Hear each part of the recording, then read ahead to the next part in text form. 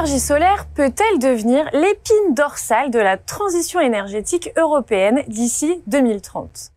Alors que le solaire vient de dépasser le charbon dans la production d'électricité en Europe, le photovoltaïque s'impose comme un levier stratégique pour répondre aux objectifs de décarbonation.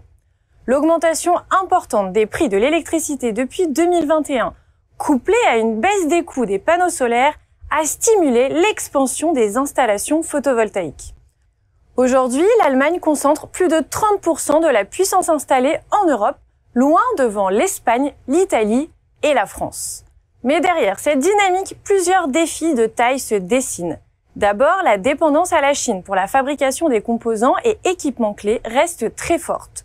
Ensuite, les aides publiques aux énergies renouvelables diminuent dans plusieurs pays d'Europe, ce qui fragilise certains modèles économiques. À cela s'ajoute la difficulté croissante à obtenir des autorisations locales pour implanter de nouvelles installations, ainsi que les besoins croissants d'adapter les réseaux et la consommation d'électricité ou d'investir dans le stockage.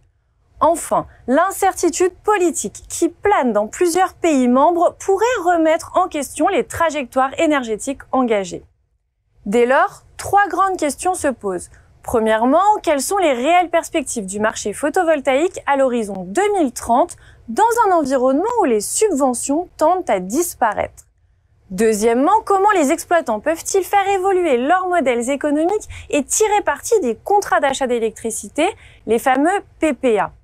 Et enfin, quels sont les pays européens les plus attractifs pour développer de nouveaux projets? Dans cette nouvelle étude de la collection European Business Insights, les consultants de Xerfi ont analysé en profondeur les marchés européens du photovoltaïque les plus porteurs grâce à un scoring exclusif basé sur une dizaine d'indicateurs clés.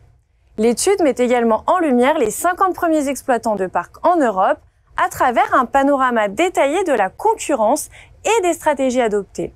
Elle s'appuie aussi sur de nombreux cas concrets pour illustrer les nouvelles dynamiques du secteur, comme les dernières innovations, le recyclage des panneaux ou encore la gestion des contraintes foncières. Pour des informations plus complètes sur cette analyse stratégique, vous pouvez télécharger le document de présentation qui se trouve à côté de la vidéo.